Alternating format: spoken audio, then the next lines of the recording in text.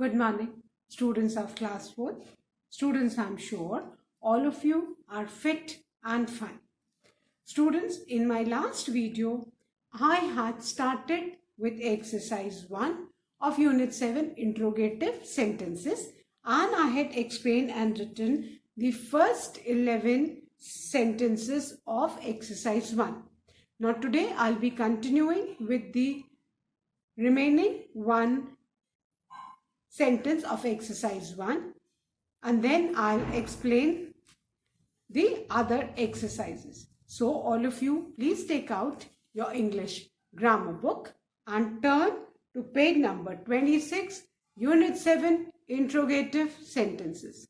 Students, today I'll be continuing with the exercises of Unit 7, interrogative sentences. So all of you, take out your English grammar book and turn to page number 26. Students, in my last video, I had explained and written the first 11 statements of exercise 1. I had made the questions for these 11 statements, and we had made the questions starting with the helping verb. Fine. And I had explained and written the first 11 statements, and now I'm going to start with the last one, that is the 12th statement. The 12th statement is, you are an honest person. This is the statement. Now we need to make a question for this. Now before making the question, let's revise the important things we had discussed in the last video. First of all, you must remember that an interrogative sentence always begins with a capital letter and ends with a question mark. And to frame question of a statement, first of all, if there is a helping verb in this sentence, we need to identify and underline that helping verb. Because we need to start our sentence with the helping verb, and the subject will be followed by the helping verb. Then the next thing to be kept in mind is, if the subject is of proper noun, it will be capital. Otherwise, we need to make the first letter of the subject small. Fine.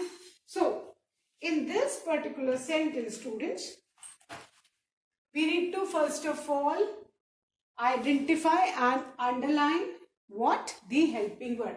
You are an honest person. The helping verb is are. That means we need to begin our question with are. So, first thing to be kept in mind is that we always begin a question with a capital letter. So, A of R will become capital. Then our subject is you. Since it's not a proper noun, we'll make this Y small. So, are you an honest person? And at the end, what are we going to put? We are going to put a question mark. Clear? So, are you an honest person? And at the end, what is it? There's a question mark. So, we have framed the question, and with this, we have finished our exercise 1. Now, students, again, I'll be revising the rules for making questions of statements. First and foremost, always remember that you always begin a question with a capital letter and with a question mark. And if there is a helping verb in the sentence, you need to frame the question with the helping verb. So, identify and underline the helping verb. Then you'll begin the question with the helping verb. The subject will be after the helping verb. Subject always comes after the helping verb in the question, and then the remaining sentence is same. Keeping in mind, if your subject is a proper noun, then only it will be capital. Otherwise, you have to make the first letter of the subject small. So, I hope everyone has completed exercise 1, students. Now, I need to explain you how to frame interrogative sentences in different tenses. When the word is in different tenses, say simple present tense and simple past tense, how do we frame questions? Fine.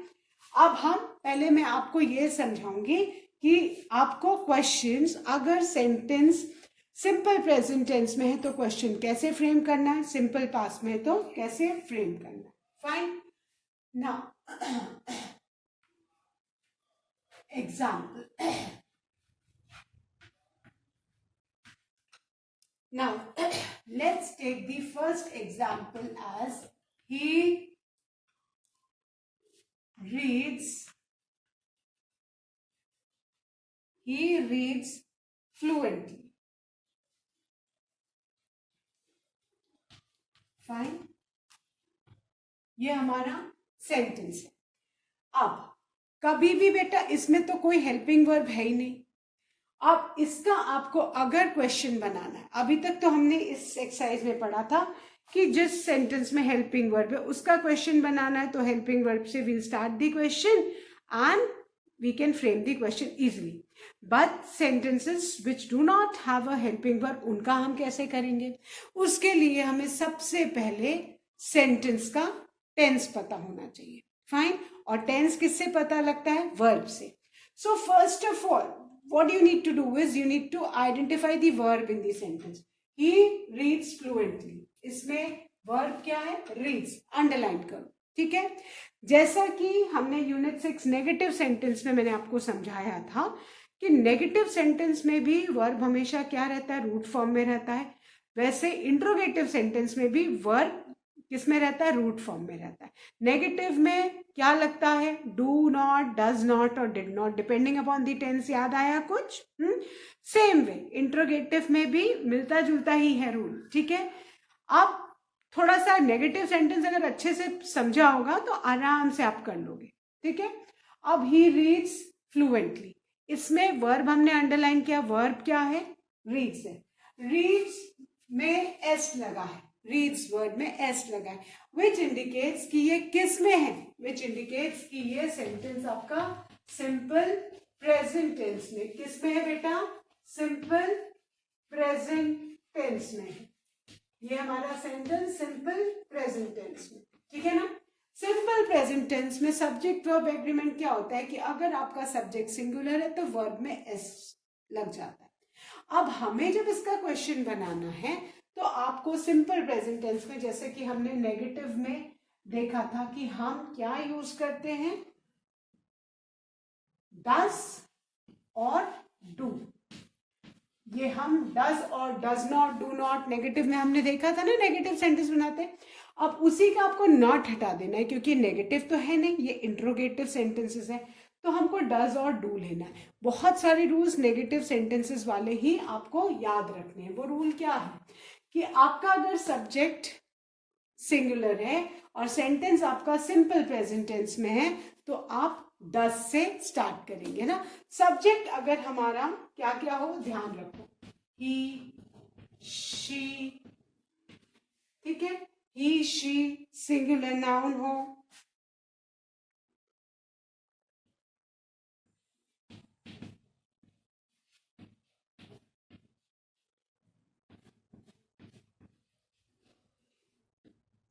And it, मैं भूल गई है ना. It हो, ही हो, she हो, singular noun हो तो हम किसको यूज करेंगे?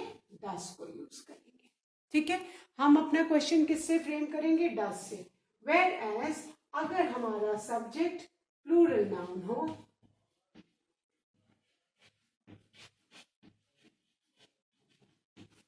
वी हो, यू हो, आई हो और दे हो, तो हम किसको यूज करेंगे?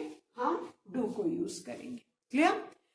ये आपको थोड़ी चीजें समझनी है कि अगर हमारा सब्जेक्ट इट, ही, शी या सिंगुलर नाउन है तो हम, और हमारा टेंस कौन सा है? सिंपल प्रेजेंट टेंस, तो हम डज को डज से क्वेश्चन फ्रेम करेंगे.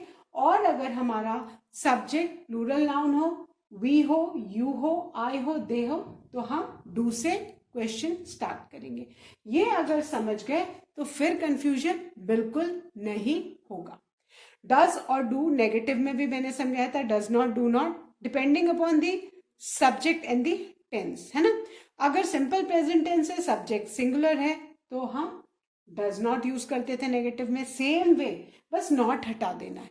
बहुत कुछ रूल्स इसके मिलते हैं। सो ये आप याद कर लो कि अगर आपका सब्जेक्ट इट, ही, शी या सिंगुलर नाउन है और tense simple present tense. Simple present tense का टेंस की ट्रिक क्या है? वर्ब या तो रूट फॉर्म में होगा या वर्ब में एस या ईएस एंड में लगा होगा। तो जिन भी वर्ब्स या तो रूट फॉर्म में है या उसमें एस या ईएस लगा है, दैट मीन्स कि वो सिंपल प्रेजेंट टेंस में है। Clear? So now if I explain this, इस सेंटेंस में वर्ब क्या है? He reads fluently. सब्जेक्ट क्या है आपका? ही क्या है आपका? ही सिंगुलर प्रोनाउन है। तो इसका जो क्वेश्चन हम बनाएंगे वो क्या बनेगा? डज, इसका क्वेश्चन बनेगा बेटा डज, क्योंकि मैंने क्या बोला था, ही अगर है, शी है, इट है, सिंगुलर नाउन है, तो हम डज से क्वेश्चन स्टार्ट करेंगे। Does, D will be capital as we always start a question with capital letter. अब ही का एच स्मॉल हो जाएगा। फाइन। फिर हमने वर्ब क्यों अंडरलाइन किया था? एक तो टेंस पता चले, second to remind us that verb always remain in the root form in interrogative sentence. ठीक है, तो हम क्या करेंगे, इस वर्ब का एस रिमूव कर देंगे। Does he read, S remove कर देंगे तो क्या हो जाएगा? Read. So does he read fluently, और एंड में हम क्या लगाएंगे? एंड में हम क्वेश्चन मार्क लगा देंगे। क्लियर? आई होप ये सबको क्लियर हो गया अभी। डज ही रीड फ्लुएंटली, सबसे पहले वर्ब को अंडरलाइन करेंगे ताकि हमें टेंस का पता लगे। सो सबसे पहले हमने वर्ब को अंडरलाइन करना है, ठीक है।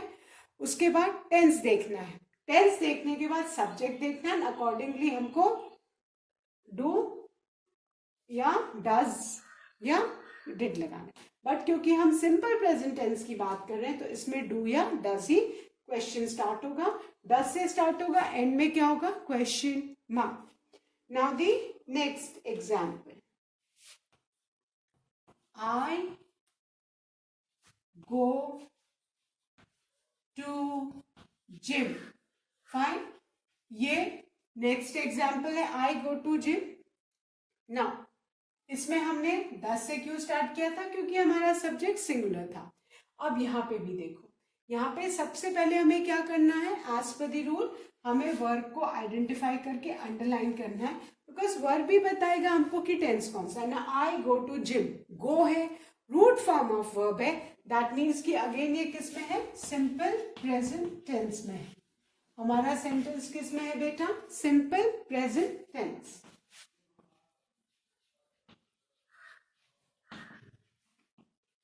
हमारा सेंटेंस सिंपल प्रेजेंट टेंस में, ठीक है। अब सब्जेक्ट क्या है? सब्जेक्ट आई है। Fine.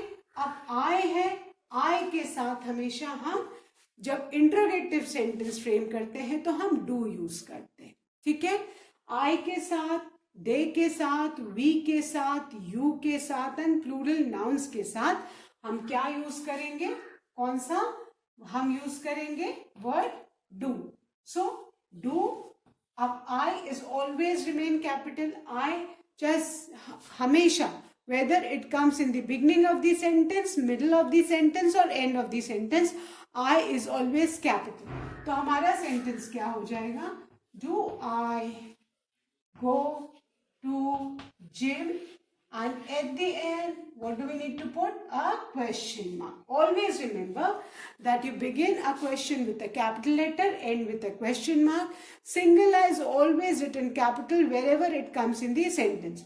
Then if your subject is I, we, they, you or plural noun, what will you use for framing the question? Do. And if your subject is singular noun, he, she, it, then you will use does. Now look at the third example.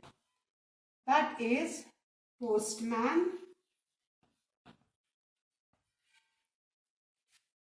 delivers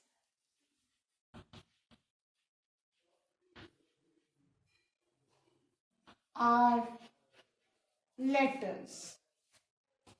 Postman delivers our letters. Fine. Now First thing, what do we need to do? We need to identify and underline the verb, because it is the verb which will be telling us the tense of the sentence. So which is the verb? Delivers. And look at the verb carefully. It has got s at the end, which indicates that again this sentence is in simple present tense. Fine. और simple present tense में जो subject verb agreement है, what is that? That is कि अगर आपका subject singular है तो verb में s लग जाता है, और इसमें subject क्या है? postman, man है. That means singular noun, इसलिए इसमें s लगा है. तो याद रखना है, अंडरलाइन तो कर लिया, आइडेंटिफाई भी कर लिया, बट ये भी याद रखना है कि इंट्रोगेटिव सेंटेंस में the verb always remain in its root form. Clear? So हम क्या करेंगे? कौन सा वर्ड यूज करेंगे सिंगुलर नाउन के लिए? हम डज यूज करेंगे, है ना. So will frame our question with does. Now अब हमारा जो ये नाउन है ये प्रॉपर नाउन तो है नहीं, तो हम पोस्टमैन का पी स्मॉल कर देंगे. Does postman. Now the most important thing to remember is कि डिलीवर्स में से हमको एस हटाना है, क्योंकि जो वर्ब है it always remain in its root form. तो क्या हो जाएगा?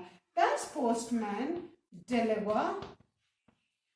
Underline it, always underline the verb, so that आप एक बार क्रॉस चेक कर लो कि मैंने उसको रूट फॉर्म में, इंट्रोगेटिव सेंटेंस या नेगेटिव सेंटेंस है उसको मैंने रूट फॉर्म में चेंज किया है कि नहीं. So does postman deliver our letters, और सिंस इट्स अ क्वेश्चन तो हम एंड में क्या लगाएंगे? Question mark. Fine.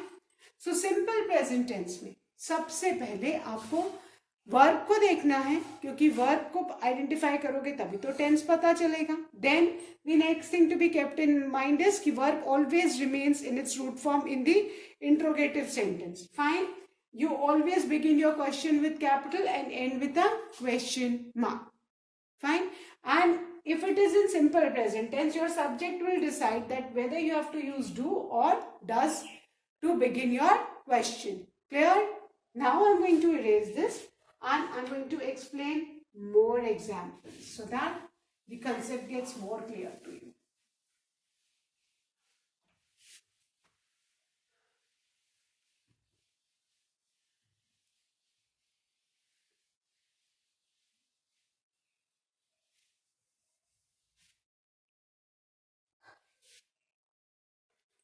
Now the fourth example.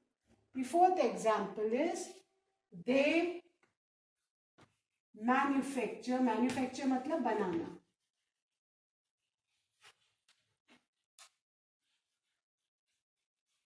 They manufacture wooden furniture.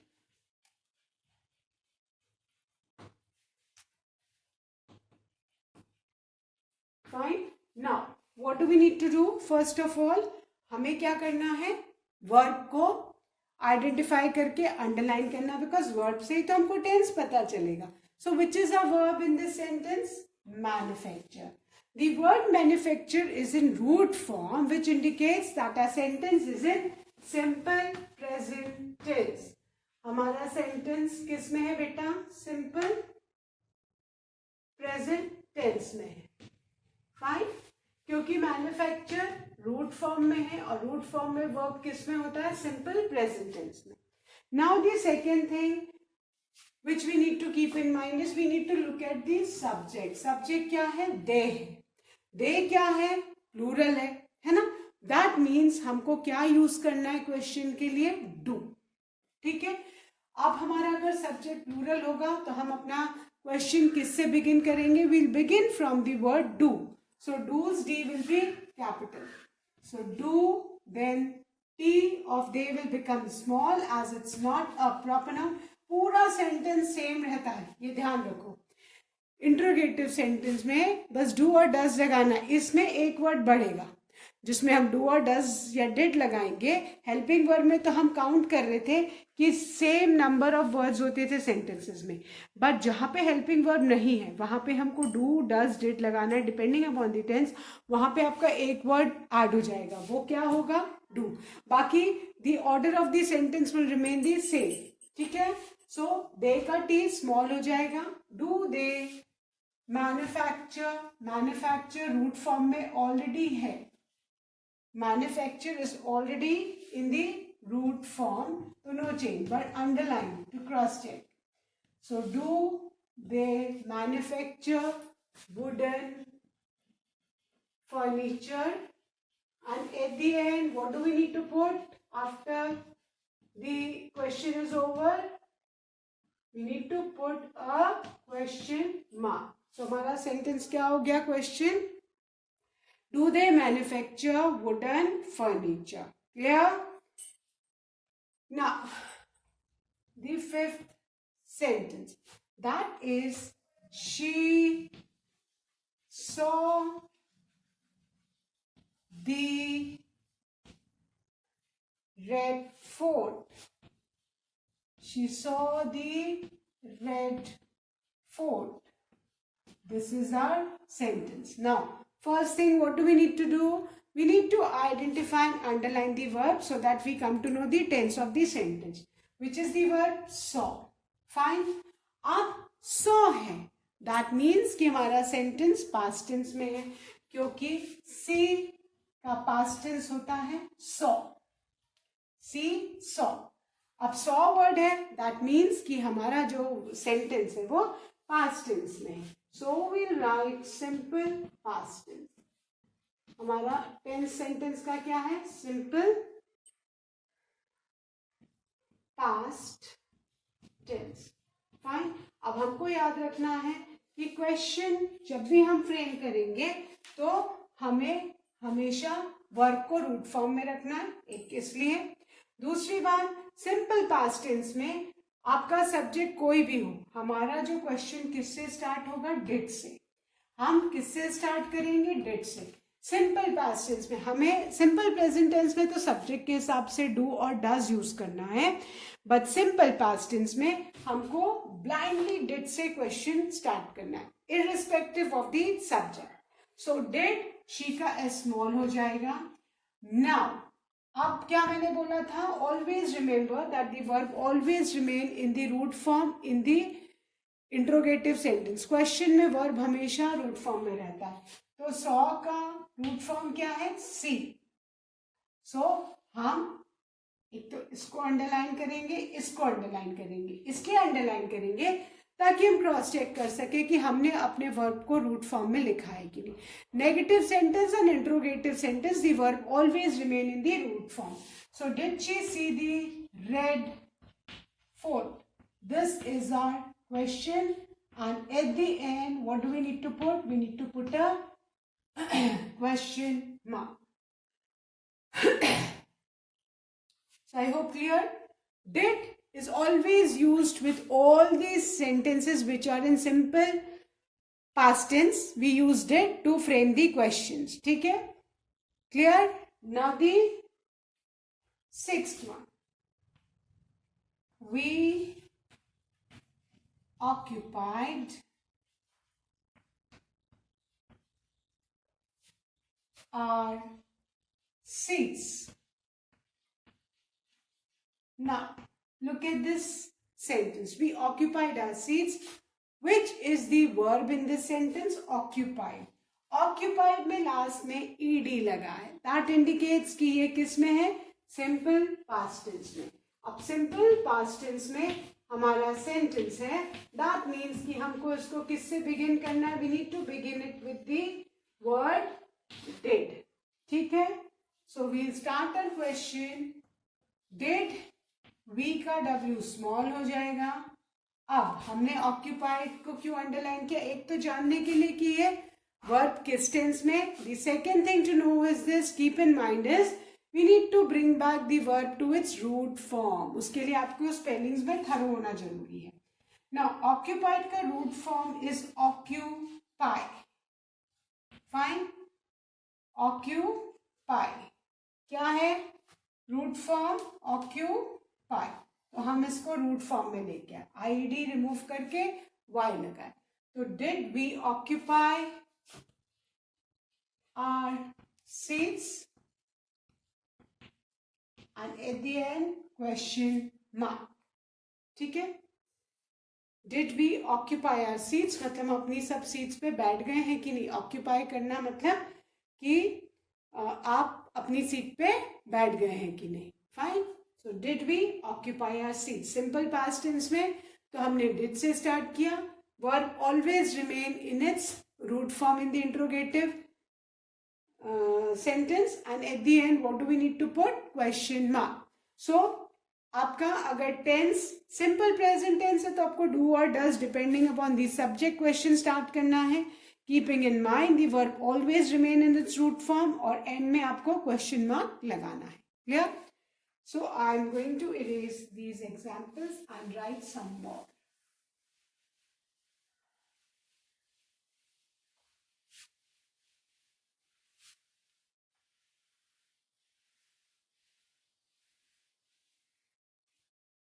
Now, the seventh one. Ishu gave me a book.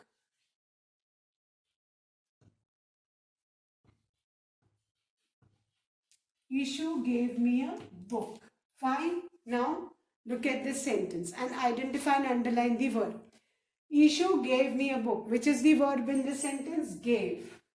That and gave is in past tense because उसका root form क्या होता है? Give.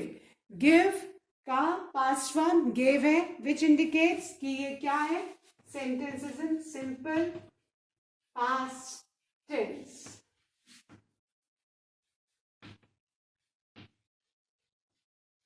ये sentence simple past tense में है. To frame the question, हम कौन सा वर्ड से हम स्टार्ट करेंगे? पास्ट टेंस में हमेशा हमको डिड से स्टार्ट करना है, चाहे हमारा सब्जेक्ट कोई भी हो. ठीक है. So did. Now the important thing to be kept in mind is issues I will remain capital because issue is a proper noun, name of a particular person. So issue का I capital ही रहेगा. ये ध्यान रखना. आपका subject proper noun है तो जब आपका सब्जेक्ट प्रॉपर नाउन है तो वो सेंटेंस में कहीं भी आएगा वो कैपिटल में ही रहेगा. और गेव का रूट फॉर्म क्या हो जाएगा? Give. So did issue give me a book, and at the end what are we going to put? We are going to put a question mark. Clear? So ध्यान रखना. सबसे पहले identify the verb so that you come to know about the tense. Then you will start, if the sentence is in past tense, you will start with the word did. Did's D will be capital. Then look at the subject. If the subject is proper noun, it will remain in capital letters wherever the subjects come in the sentence. Clear? Then the next sentence. That is, he does his work. This is the sentence. Now, what do we need to do? We need to underline the verb. Verb does, that means es लगा है. That means कि यहाँ पे root form क्या है? Do है. Es लगा है. That means it is in simple present tense. Our sentence is in simple present tense. Clear? Simple present tense में है. Okay. अब does लगा है. That means कि subject क्या है? He है, singular pronoun है. तो हम singular pronoun अगर हमारा subject है तो हम अपना क्वेश्चन किससे स्टार्ट करेंगे? हम does से स्टार्ट करते हैं. So does h of he will become small. Root form does का क्या है? Do. So does he do? एक ये अंडरलाइन किया. सॉरी, यहाँ पे I forgot to underline this. Verb को आप जब भी लिखोगे तो हमेशा अंडरलाइन करो ताकि याद रहे कि इंट्रोगेटिव सेंटेंस या नेगेटिव सेंटेंस में आपने उसको रूट फॉर्म में चेंज किया कि नहीं. So does he do his work and at the end question mark. This we have change our sentence into an interrogative sentence. He does his work. Does क्या था? Does आपका verb था which was in simple present tense. Fine. That means कि हमको उसको क्या करना है, एक तो याद रखना है कि रूट फॉर्म में लाना है, और दूसरी बात सिंपल प्रेजेंट टेंस में तो सब्जेक्ट के हिसाब से हमको डू या डज लगाना है। क्योंकि सब्जेक्ट सिंगुलर था इसलिए हमने यहाँ पे does यूज किया। We begin with a capital letter, subject का h small किया because it is not a proper noun, and end what do? We have put a question mark. The remaining sentence sequence will be same. Clear? So I hope अभी example से आपको थोड़ा बहुत समझ में आया होगा कि कैसे सिंपल प्रेजेंट टेंस और सिंपल पास्ट टेंस में we need to frame questions where helping verb is not there. So I'll be continuing with this topic in my next video. Till then, do learn and revise the taught exercises. Thank you, students. Good day ahead.